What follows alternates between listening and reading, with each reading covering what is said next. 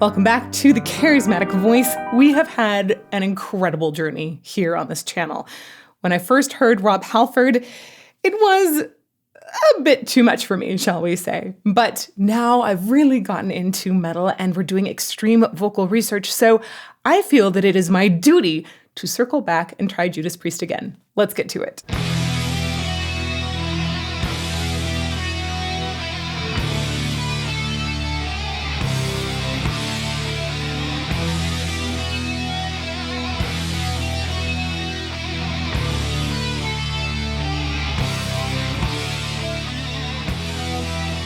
Ooh, I like that harmony.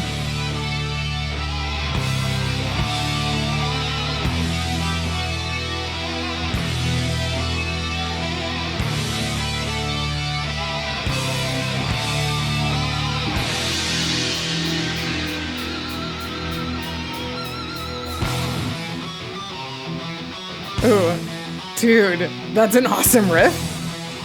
Okay, a couple thoughts here. I know that we have both the Hellion and Electric Eye that I'm analyzing, and I know that the Hellion is essentially the instrumental introduction that seamlessly then flows into Electric Eye. I think these two are often paired together in live concerts as well, so I really wanted to hear them together. And I'm guessing that was the section. I might be wrong, though. This might still be the Hellion. Don't know. First time hearing it.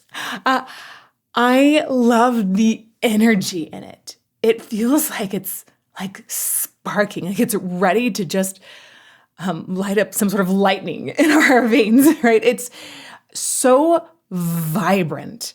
I think that that's amazing. I think that that's something that early on in my journey into metal, I could feel the vibrance of metal, but I didn't necessarily take part in it as much. Like I didn't feel it run through my veins the way that I feel it now. Even though I do think Iron Maiden caught me pretty early on. Maybe that's a good entry drug for those of you trying to get others into metal. This really hypes me up, though. I love the bold entry and the zing.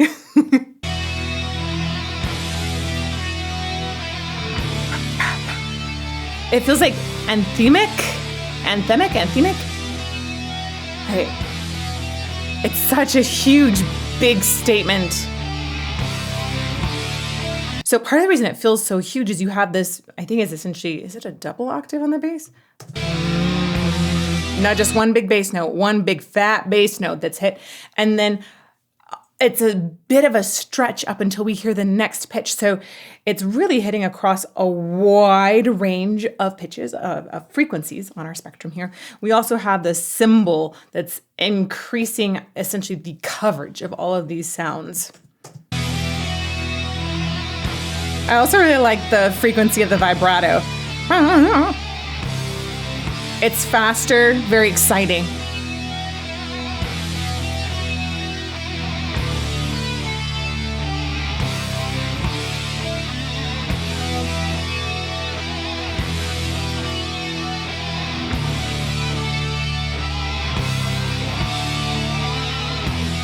All the sounds together here make me feel jazzed like I'm about to play the world's best video game.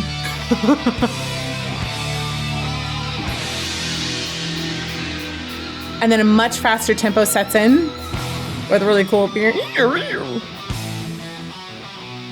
Yeah, that's awesome.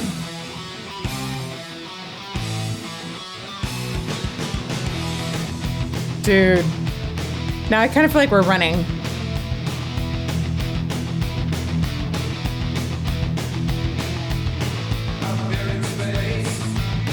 Okay, yeah, I'm guessing that when we had that tempo change, that was probably where we shifted to Electric Eye. And I love the way that the Hellion really sets up everything as being so grand. It feels like huge, grand entry music. Like this is the ideal music for band members to walk on stage, or perhaps if we need to have a grand moment between songs, that would also work really, really well. Grab a drink because more awesome stuff is about to happen. I dig the way that they've paired the two as well, because even though there's so much zing and energy from the Hellion, you need to be able to still take something up a notch. And one of the ways that you can do that is simply by increasing the tempo, which Electric Eye, I think, is exactly where our tempo shifts and increases. Makes a lot of sense. right here.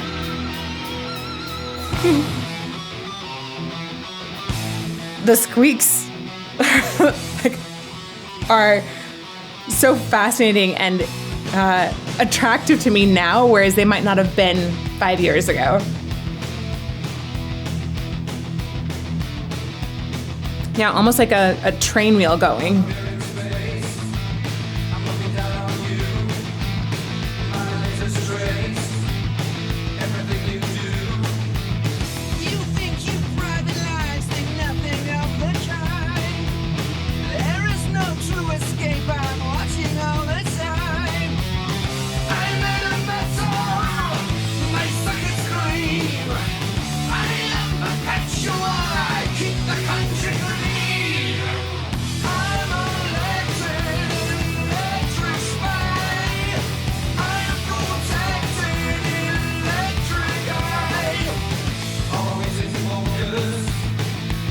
Wow, I really wonder if my first taste of Rob Halford, if it had been this, I wonder like how that would have changed my path of listening to metal voices.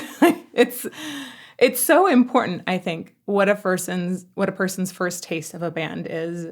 And having done this and releasing 3 videos per week on our channel for over 6 years now, that's a lot of artists, a lot of first times for me, and then going deeper down the rabbit hole with a lot of different bands. There's a huge exposure to metal and rock for sure. But I think it's fascinating how we get essentially different faces of his voice immediately.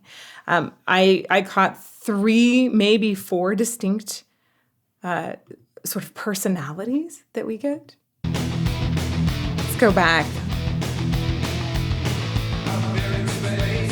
There's that one. I would describe that as like the more mellow, maybe even a little more introspective sort of view. It's set further back. It's also lower in his voice, so we get something that's more mellow in timbre.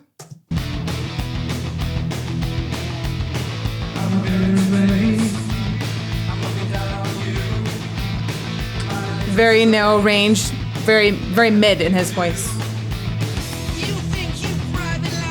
And then like there's this almost like piercing kind of upper register that he has. It's definitely pinched. Like it's a more pressed sound. So I'm literally thinking about the retinoids coming closer together in his larynx. And it creates a sound that's a little bit more pinched here, but it also feels like it's more pinched in the placement. So I should actually say like pressed here, and then it feels pinched in the resonance as well. It almost sounds like 2 different singers. That's very open. And here, his voice. I mean, is this all Rob Halford? I know that sounds crazy. I don't see anybody else listed as singing in this song. I mean, maybe I'm wrong. It's just hilarious, right? Like, no, seriously, I know he has one of the most massive ranges. I've heard him in a few different things now, and I really think he's crazy impressive vocalist. So much respect for him. The way he brings in this pinched sound here, it also is like the antithesis of that lower sound, which is more open. It's like this kind of feeling versus this kind of feeling.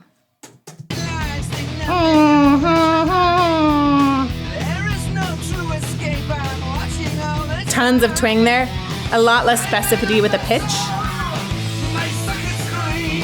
And that really feels like it's our third face, and that feels like very like major computerized, powerful, all-seeing. I think because I'm thinking a lot about the computer and the lyrics here too, so definitely being influenced by that.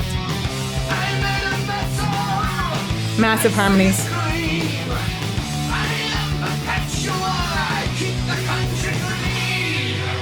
So in that third voice, it has sort of a similar powerful range that he's using to the second voice, but there's so much more height in his sound. The sound feels like it's meant to go up and sort of surround rather than be sent through this pinched area of resonance.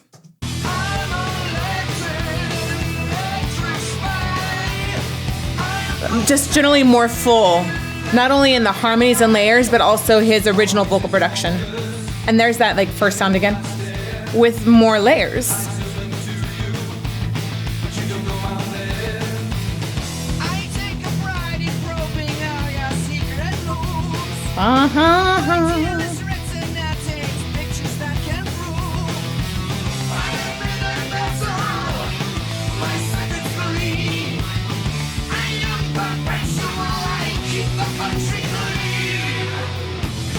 It's amazing how much production they put to really give it that electric edge. It makes total sense. And I think it achieves almost a similar sound that you could achieve just through harsh screams or distortion. But instead, we've got this almost spacey sort of layers that are being added. And it gives, it's just such a great choice.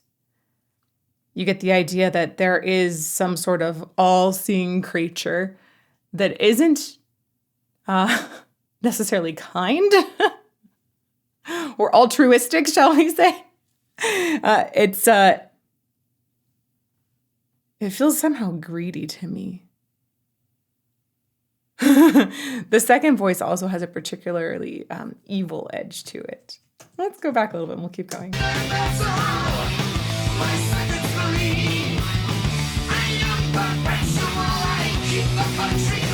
Is there even phasing in there?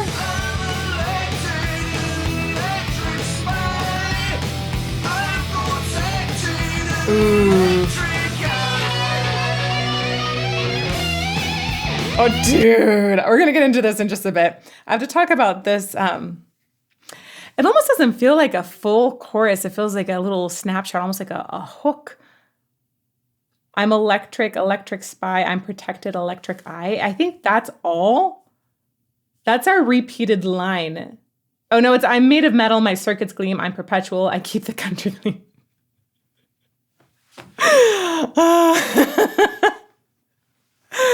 Dang it. If only AI was really keeping the country clean. Sorry. I was reading through these lyrics ahead of time, and I'm really curious, actually, y'all, if you want to hit pause and read the lyrics and then come back and chat a bunch. I'm so curious about your thoughts here. First of all, I was blown away by how much this felt like some sort of crazy foretelling of what was to come, right? What was this? When was this song written? It was a while ago. They formed in 1969. When was this written? I'm missing my written date. It's somewhere I have a document. 1982, I think. It was released in 1982. There we go. Like, what was happening in 1982? I don't think cell phones were even existing yet, right? There's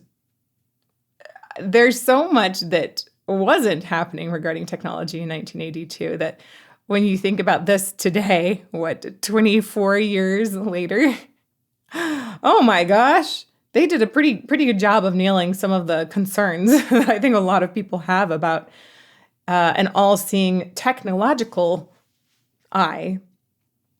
AI, shall we say. That is a big part of it. There's still a lot of surveillance, even if it is an AI. And the privacy concerns. But I think it's really interesting that one of the main lines in here is that I keep the country clean. Because I think about, what does AI do? What would you really want it to do? And my answer is, I want it to do all the stuff that I don't want to do.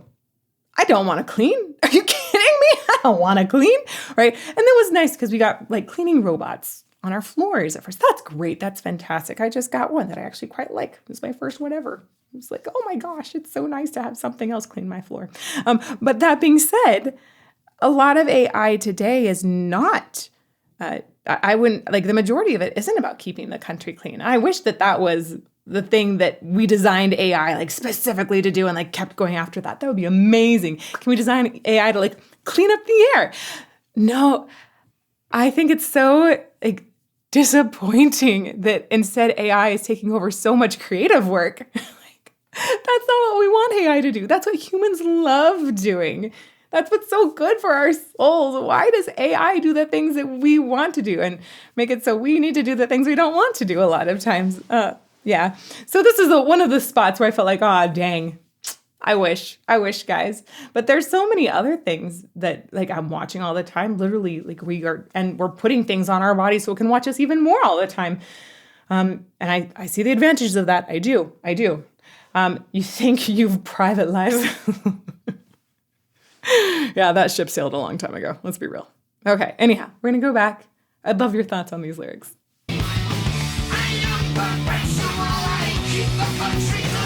Yeah. He's on a power trip with that line. This AI that's singing, the perspective is from the AI, I believe.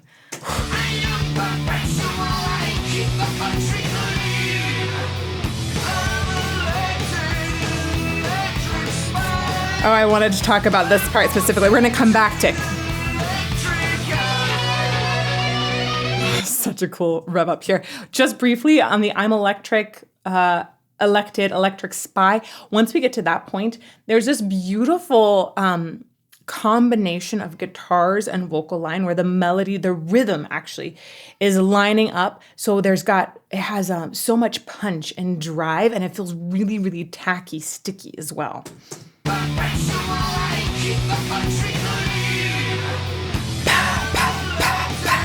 There's some fantastic syncopation too. That's also my personal favorite vocal moment.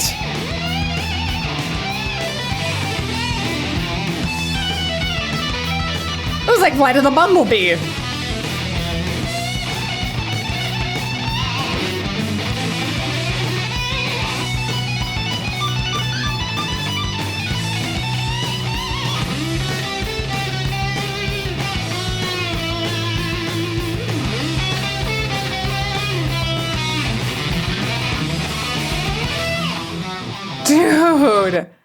Dude, that is such a great solo.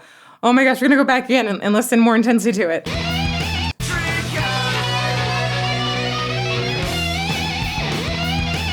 Okay, so just this feeling of like revving up into it, but it's not just like a steady slide up. The way that it feels almost frenetic coming up, it gives it even more energy, but it feels like it's almost like it's computing on the way up. And then I love the sudden moments where it adds vibrato that's it's not just fast, but it's also super wide. The excursion, that's what we're talking about, like how far away it goes from the actual pitch, how far up and down. The excursion is massive in those moments. And it almost feels like the AI is becoming unhinged.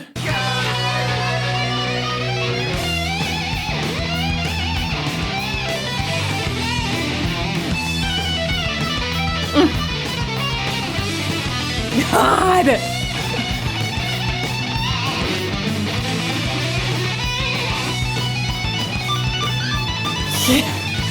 I just love the way there are moments where he's like madly playing this, like any virtuosic violinist, right? You're like, this is Beethoven on crack. But there are moments where it's not just a really cool set of like nearby notes. Instead, we have this sudden wham up to a high pitch, almost like a squeak up to the high pitch. This is totally intentional. It's not like an oops. Like that. That's so cool. It's like it almost feels like little errors within all of the computation.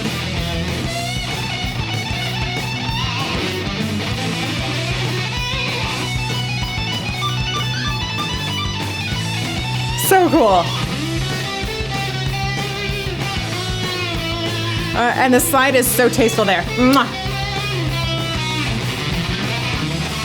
It's wildfire. Yeah. And there's that riff that I think was at the beginning as well. Let me check. Is that the same riff we had earlier? Let's see. Riff 302. Was it here?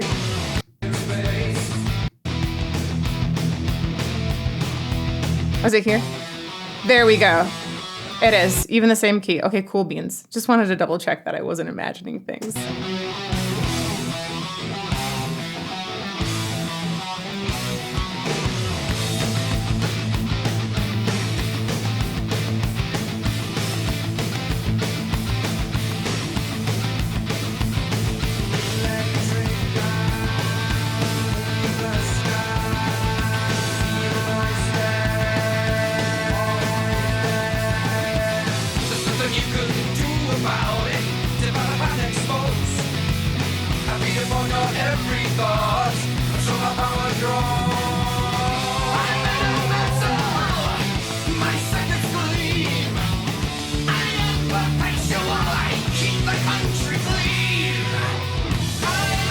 Yeah, I think it's so fantastic how he's built up these different faces. It feels detached. It's just fascinating because Rob Halford actually has like one of the most incredibly attached voices. He has amazing support. I know a lot of opera singers revere his singing in particular, so I think it's fantastic that what he's doing with all of the different essentially zones of his voice. It's not just production that's creating these sounds, but it's also how he's putting his voice essentially into different zones to create that original timbre that is then produced. I think it's brilliant as a way to essentially portray an AI who doesn't understand how humans maybe have different emotions, but are all the same person.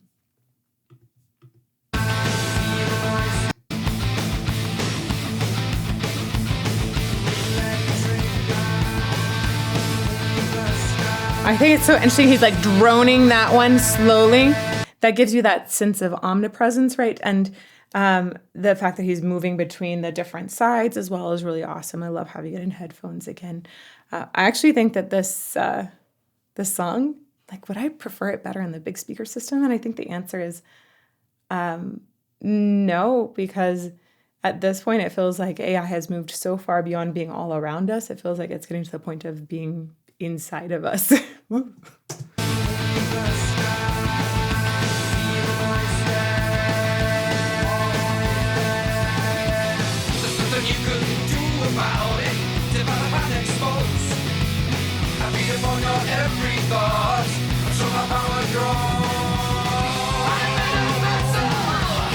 Such cool phrasing.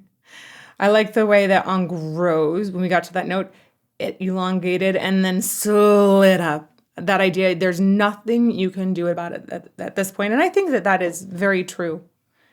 Whether personally, I think that AI is, I don't think we can stop it. I certainly hope that we can be careful and cautious in proceeding.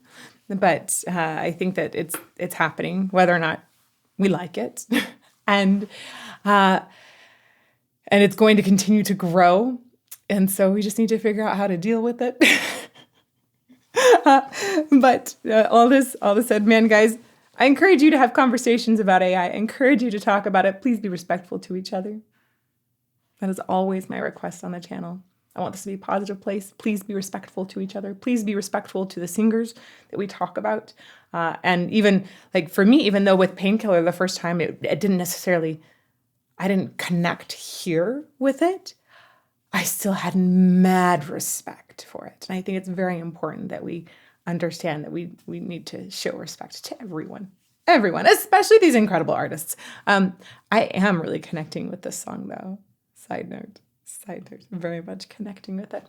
I lost my thought on AI in asking you guys to respect each other. So please respect me and my forgetfulness even in moments like this.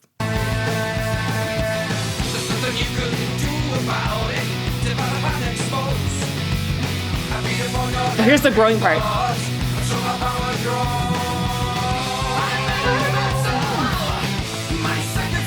Yeah, AI is definitely on a power trip.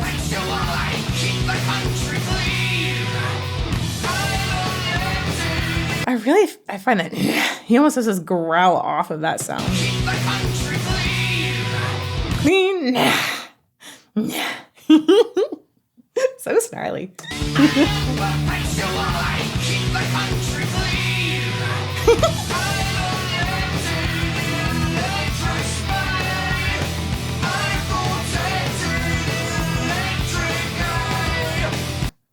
I really just love the main melody and his voice in this part. It sounds so connected. It's thicker than a lot of the other sounds that he makes throughout here. He definitely has different zones of his voice that he can lean into, but right here, it feels like the most gooey all of the sound. I'm really talking about that lead vocal melody, not all of the extra layers around it, which are so cool and so AI-ish. But the way that it feels to me like he's leaning into this sound in a more operatic way, where I feel like there's a deeper connection. It feels like his abdomen is engaged in helping essentially restrain the diaphragm on the way out. I feel that there's more openness in his throat. So it just personally, I find that sound a little bit more pleasing than the more pinched kind of pressed and pinched sound. But I think there is edge to it still, which has amazing cut. And there's a lot of flexibility, even though it's a heavier sound as well.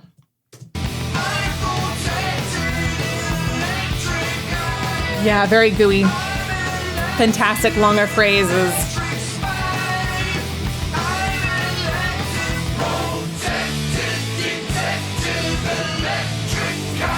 Nice. Ooh, and it fades. Like it's still all around you. It faded away so you don't notice it, but it's always there. And it feels like a warning. This is poignant. This is engaging, energizing. And I think that his voice has so many attractive qualities while also having that ability to punch and drive. I really do think that if this had been my first experience of Judas Priest, that I think I would have listened to and analyzed so much more. So I'm excited to get back into them. Let me know in the comments which Judas Priest songs you'd like for me to analyze next. Check the back catalog too. And if you want to see my first reactions to Judas Priest and also maybe some other metal, check out this playlist over here. May you fall more in love with music every day.